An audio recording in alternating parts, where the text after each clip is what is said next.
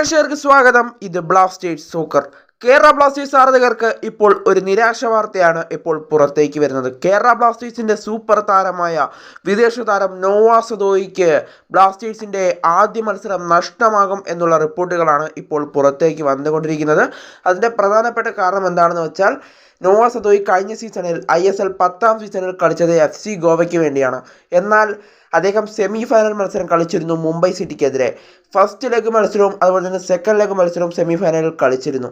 എന്നാൽ ഇപ്പോൾ ആ രണ്ട് മത്സരങ്ങളിലും താരത്തിന് യെല്ലോ കാർഡ് ലഭിച്ചിരുന്നു. അതുകൊണ്ട് തന്നെ FC ഗോവ ഫൈനലിൽ എത്താത്തത് കൊണ്ട് തന്നെ താരത്തിന് തൊട്ടടുത്ത മത്സരം നഷ്ടമാകും. ആ മത്സരം അദ്ദേഹം ബ്ലാസ്റ്റേഴ്സ് ജേഴ്സിയിൽ കളിക്കുമ്പോൾ പഞ്ചാബിനെതിരെയാണ്.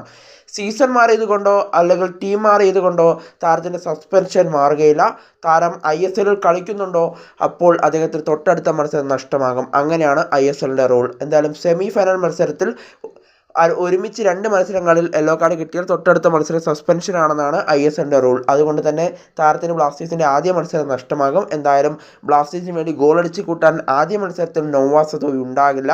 പകരം ഗ്യാലറിയിൽ ഇരുന്ന് ടീമിനെ സപ്പോർട്ട് ചെയ്യുകയായിരിക്കും നോവ സദോയി ചെയ്യുക.